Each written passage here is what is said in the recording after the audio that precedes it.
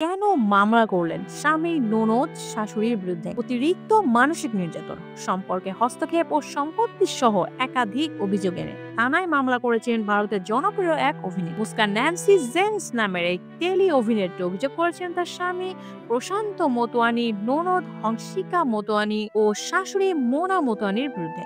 গত বছরের 18 ডিসেম্বর মুম্বাইয়ের আম্বলি থানায় এফআইআর দায়ের করেন মুস্কান। পরে তিনি মামলার বিষয়টি নিশ্চিত করে বলেন, আমি এফআইআর দায়ের করেছি, এখন আইনি সহায়তা চেয়েছি। এই মুহূর্তে এই বিষয়ে আর কিছুই জানাতে পারবো না, যেহেতু মামলা চলছে। পরে অবশ্য এফআইআর এ মুস্কানের অভিযোগ ছিল তার শাশুড়ি ও ননদ তার বিয়েতে অতিরিক্ত হস্তক্ষেপ করেছেন, যার কারণে স্বামীর সঙ্গে তার সম্পর্কে টানাপোড়েন চলছে। এছাড়াও মুস্কান তার স্বামীর বিরুদ্ধে পারিবারিক হিংস্রতার অভিযোগ এনেছেন। তার দাবি, অতিরিক্ত মানসিক নির্যাতনের কারণে বেল পালসিতে আক্রান্ত তিনি। এই রোগের কারণে তার ফেসিয়াল প্যারালাইসিসও হয়ে গিয়েছে। মুস্কান ও তার স্বামী প্রশান্ত মোতোয়ানি 2020 সালে বিয়ে করেন, তবে 2022 সালে তারা আলাদা হয়ে যান। গত 2 বছর ধরে তারা আলাদা থাকছে, তবে প্রশান্ত হংসিকে এখনো এফআইআর নিয়ে কোনো প্রতিক্রিয়া জানাননি।